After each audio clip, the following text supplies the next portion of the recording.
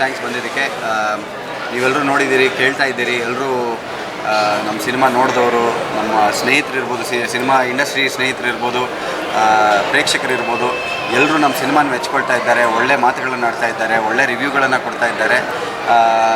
So ಇದ್ರ ಮೂಲಕ ನಾವು ಬೇಡ್ಕೊಳ್ಳೋದಿಷ್ಟೇ, ವಿನಂತಿ ಮಾಡ್ಕೊಳ್ಳೋದಿಷ್ಟೇ, ಒಂದು ಒಳ್ಳೆ ಕನ್ನಡ ಸಿನಿಮಾ ಬಂದಾಗ ಥಿಯೇಟ್ರ್ನಲ್ಲಿ ಅದನ್ನು ನೋಡಬೇಕಾದ ನಮ್ಮೆಲ್ಲರ ಕರ್ತವ್ಯ ಆಗುತ್ತೆ.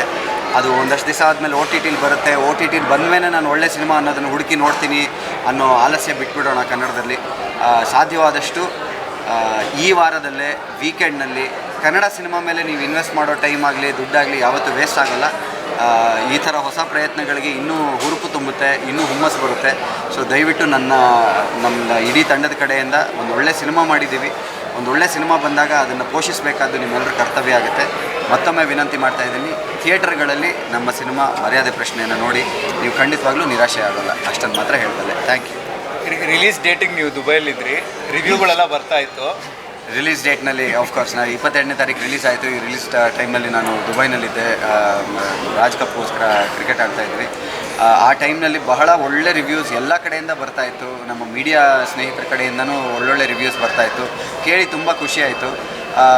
ಬಟ್ ಇಲ್ಲಿ ಕೆಲವೊಂದು ಕಾರಣಗಳಿಂದ ನಮಗೆ ಸ್ವಲ್ಪ ಸ್ಟ್ರಗಲ್ ಮಾಡೋ ಇದು ಬಂದಿದೆ. ಅದು ಬರಬಾರ್ದು ಅಂತ ನನಗನ್ಸುತ್ತೆ. ಒಂದು ಒಳ್ಳೆ ಸಿನಿಮಾ ಮಾಡಿದಾಗ ಸಿನಿಮಾ ಮಾಡೋದು ಕಷ್ಟ ಆಗ್ತಾಯಿತ್ತು ಮುಂಚೆ. ಈಗ ಸಿನಿಮಾ ಮಾಡೋದು ಸುಲಭ, ರಿಲೀಸ್ ಮಾಡೋದು ಕಷ್ಟ ಅನ್ನೋಂಗಾಗೋಗಿದೆ. ರಿಲೀಸ್ ಮಾಡೋದು ಕಷ್ಟ, ಮಾರ್ಕೆಟಿಂಗ್ ಮಾಡೋದು ಕಷ್ಟ ಅನ್ನೋಂಗಾಗೋಗಿದೆ.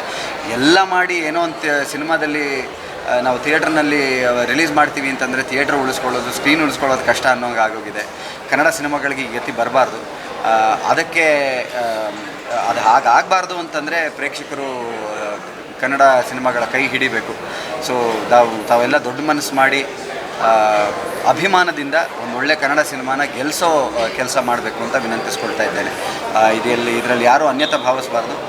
ನನ್ನ ಮನದಿಂದ ನಾನು ಈ ಮಾತನ್ನು ಹೇಳ್ತಾ ಇದ್ದೀನಿ. ಇದೊಂದು ಹೊಸ ತಂಡ, ಇದೊಂದು ಒಳ್ಳೆ ತಂಡ. ರೆಗ್ಯುಲರ್ ಸಿನಿಮಾ ಮಾಡೋದು ಬೇಡ ಅಂತ ಅಂದ್ಕೊಂಡು ಒಂದು ಒಳ್ಳೆ ಸಿನಿಮಾ ಮಾಡಿದ್ದಾರೆ. ರೆಗ್ಯುಲರ್ ಸಿನಿಮಾ ಮಾಡೋದು ಬಹಳ ಸುಲಭ. ಅದನ್ನು ಹೊರತುಪಡಿಸಿ ಒಂದು ಒಳ್ಳೆ ಸಿನಿಮಾ ಮಾಡಬೇಕು ಅನ್ನೋ ಧೈರ್ಯದಿಂದ, ಹುಮ್ಮಸ್ಸಿನಿಂದ ಮುನ್ನುಗ್ಗಿದ್ದಾರೆ. ಇನ್ನೂ ಹೆಚ್ಚೆಚ್ಚು ಈ ಥರದ ಪ್ರಯತ್ನ ಆಗಬೇಕು ಅಂತಂದರೆ ಈ ಥರ ಪ್ರಯತ್ನಗಳಿಗೆ ನೀವೆಲ್ಲ ಬೆಂಬಲ ಕೊಡಬೇಕು. ಖಂಡಿತವಾಗ್ಲೂ ಬೆಂಬಲ ಕೊಡಿ ಅಂತ ಕೇಳ್ಕೊಳ್ತಾ ಇದ್ದೀನಿ. ಅಷ್ಟೇ. Thank you. Ashwavega English News. Coming soon. Your channel, your voice, your trust.